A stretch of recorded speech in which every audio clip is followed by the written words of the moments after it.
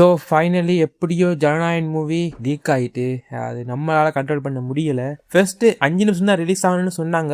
அது நான் கூட ட்விட்டரில் பார்த்துட்டு இதை பேசாமல் அப்படியே ரிப்போர்ட் பண்ணி எல்லா ஐடிஸுக்குமே ரிப்போர்ட் பண்ணி விட்டேன். அதுக்கப்புறமா நான் அடுத்த நாள் எலுமிச்சு பார்க்கக்குள்ள ஃபுல் மூவி அதுவும் ஹெச்டியில் ரிலீஸ் ஆகிடுன்னு சொல்கிறாங்க. எனக்கு நம்பவே முடியலை. நான் ஒரு தளபதி ஃபேன் இருந்தாலும் நான் இப்படி பண்ணுறது சரியில்லை. அதுவும் நான் ஒரு தமிழ் இண்டஸ்ட்ரிக்கு படம் வாரத்துக்கு முன்னாடி இப்படி பண்றது அது ஒரு கேவலமான விஷயம். பண்ண வேணா தளபதி ஃபேன்ஸ் அன்னைக்கே பிடிச்சிட்டானுங்க. நம்ம பிள்ளைங்க எல்லாம் போலீஸை விட முன்னுக்கு இருக்கானு, அப்படி அலாட்டா இருக்கானு, அப்படி கண்டுபிடிச்சிட்டானு. நம்ம பொடி அந்த கேவலமா செஞ்ச வேலையை செஞ்சது வேற யாரும் இல்லை, தலரசியம் ஒன்று தான். நான் எல்லா தலரசியனையும் அப்படி சொல்ல மாட்டேன். சில பல தற்கூறிங்க இருக்குங்க, அவனுங்களெல்லாம் வச்சுக்கிட்டு ஒண்ணுமே பண்ண முடியாது. இதுக்கு பின்னுக்கு யார் இருக்கான்னு கேட்குறாங்க.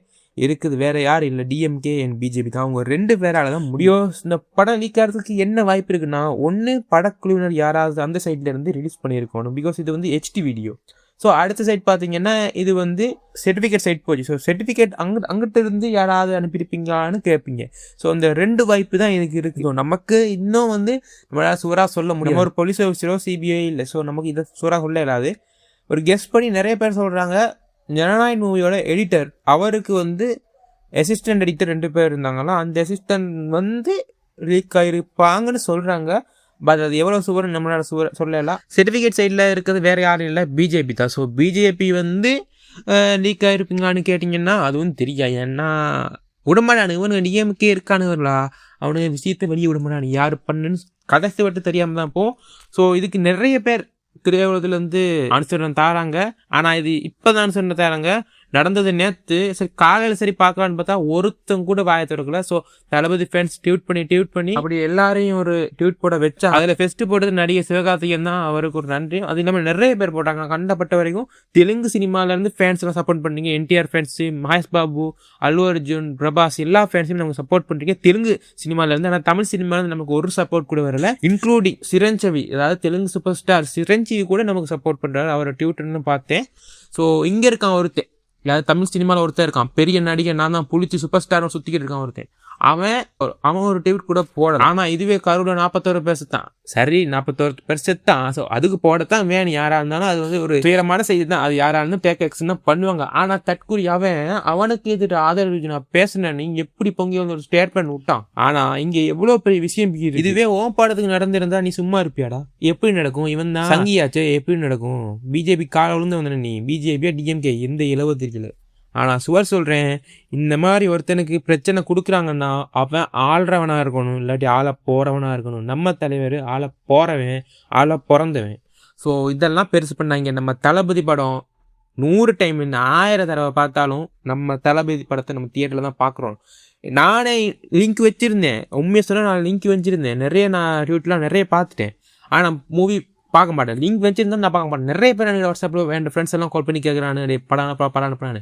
நான் வாய்ப்பே நான் படம் எவனுக்கு அனுப்ப மாட்டேன். நீங்கள் போய் தியேட்டரில் பாருங்கள், தியேட்டரில் கொண்டாட பண்ணி படத்தை தியேட்டர் தான் பாருங்கள். அது கேசரியாகவே நான் பார்த்தேன். ஃபர்ஸ்ட் 5 நிமிஷம் பார்த்துருந்தான். அது கேசரியாக தான் இருக்குது. கேசரி மாதிரியே தான் இன்ட்ரெஸ்டிங்லாம் இருக்குது. அது கேசரியாகவே இருந்தாலும் அது தளபதி படம், அவ்வளோந்தான்.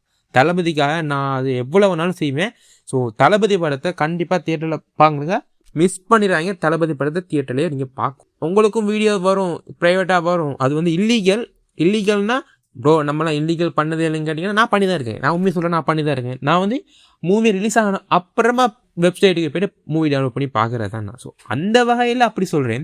பட் படம் ரிலீஸ் ஆகிறதுக்கு முன்னாடியே இப்படி பண்ணுறதுன்னா கண்டிப்பாக அது வாய்ப்பே இல்லை. ஏன்னா அது எனக்குமே மனசுக்கு எனக்குமே ரொம்பவுமே கவலையாக இருக்குது. அது எந்த ஒரு படமாக, விஜய் படம் மட்டும் இல்லை, அது யார் படமாக இருந்தாலும் அது ரொம்பவுமே கவலைகரமான விஷயம். படம் ரிலீஸ் ஆக போகிறோம், நீ என்ன வேணாலும் விட்டுக்கோ, அது தியேட்டரில் ஓடி அதை சம்பாதிச்சிக்கணும். அது எல்லா வருஷமும் நடக்கிறதா. படம் ரிலீஸ் ஆன அப்புறமா ஒரு 2 ஹவர்ஸில் 3 ஹவர்ஸில் வந்து வெப்சைட்டில் வந்துடும். ஸோ அது வந்து தடுக்க முடியாது. அது எப்படி இருந்தாலும் தியேட்டர் காப்பியில் வந்துடும். ஆனால் இது ஹெச்டிபியில் வந்துருக்கு. ரொம்பவுமே கவலைகரமாக இருக்குது.